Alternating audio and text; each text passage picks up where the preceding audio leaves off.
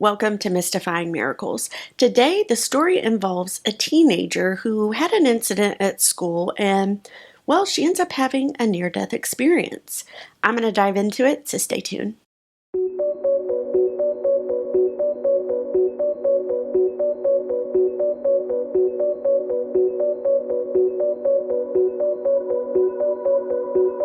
Kristin Carden.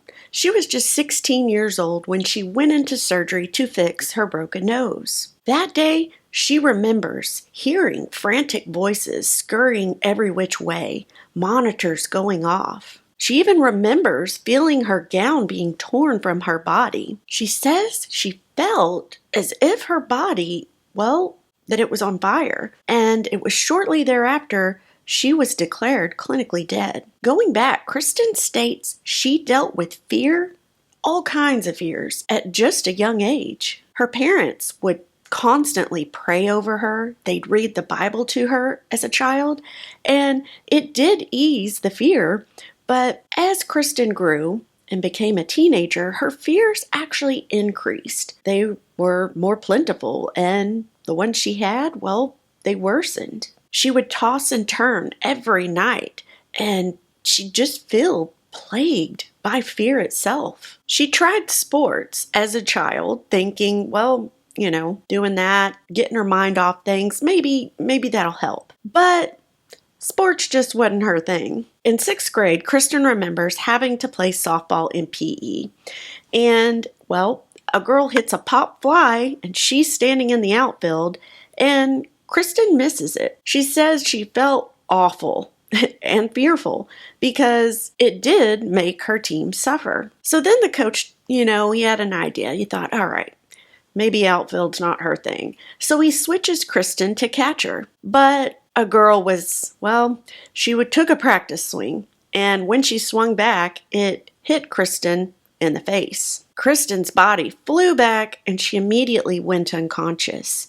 When she awoke, she remembers her PE teacher standing over her and her fellow students and asking her if she was okay.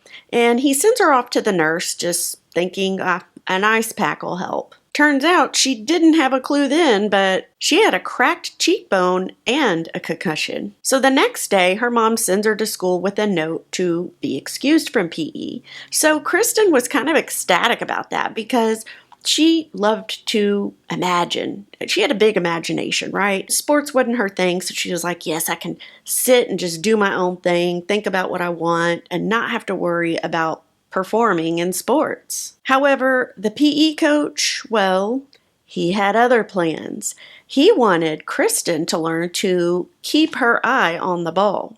So he makes her sit in the top bleachers, and he tells her she's gonna watch everybody play and to keep her eye on the ball. Well, Kristin says she thought she was doing a pretty good job of doing just that. However, somebody hit a foul ball and it ends up hitting Kristin in the nose. It not only broke her nose, but it pushed her off the top bleachers, so thank goodness it didn't do worse than that. And so for the next few years, Kristin said her life was awkward because of the broken nose. It made it harder to breathe. It just made her life difficult. And she says she suffered 4 years with that broken nose and all the issues that came with it, until finally her doctor said, all right, last resort, we need to do surgery. And even though it's a simple surgery to fix a broken nose, Kristin had never had surgery, and she was frightened. In fact, she was so scared that morning she wanted constant reassurance from the nurse that all was okay, everything's going to be fine, this is simple, you're going to be okay, we're going to watch you. Well, it was a little later after that point when Kristin remembers waking up just feeling hot. She said her lungs felt like they were screaming for oxygen. She even remembers starting to pray for relief and for help for whatever was going on in that moment. And then suddenly, everything stopped. Now, instead of feeling on fire and just yearning for oxygen, she says she felt the sweetest sensation on her skin. And it couldn't even be described in words. Every nerve, every cell in her body It felt full of light. And she could now see, looking down, she could see her body on the operating table. Nearby, she hears the heart monitor. It flatlines. And what shocked Kristin the most, as all this is going on, there was no fear. Not now. Now that the burning was gone, not one single fear. Here she was, growing up from knee high, fearful of this and that and the other, and her parents dealing with all that. But now here in this moment, it was just indescribable. She didn't see any beautiful visions or see Jesus or anything like that, like some people have in their experiences. But she says she did hear a voice, and it said, "It's not time." And oddly, Kristin says she was a tad bit disappointed by that.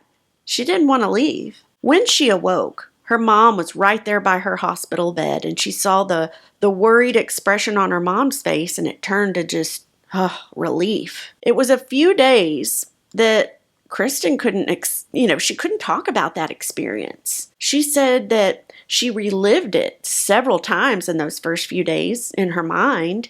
She was just in awe by it. And when she finally did tell her folks, after that few days, she said they were still kind of in a tizzy because of everything that had happened, the close call, them almost losing her, that they really couldn't focus in, I guess, on what she was telling them. All in all, Kristin says that her first experience with death, it wasn't scary at all. And she believes the voice she heard was the Father's voice, God's, telling her that it wasn't her time. And all her fears, she said they went away in an instant. Kristin says she has remembered this experience of hers always. It serves as a reminder to her that it is fear itself that keeps us in bondage. Kristin now has kiddos of her own, and a few of them also wrestle with fear. However, she says that she is so blessed,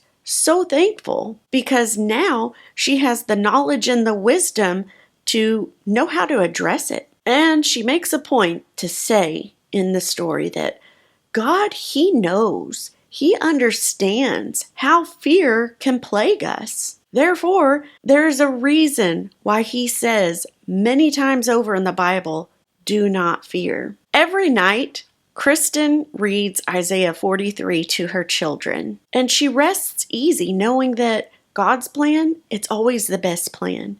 Even when we don't understand or can't see it right then, it's always the best plan. And she says, when God does finally call her home, she's going to be ready. What a beautiful story, guys.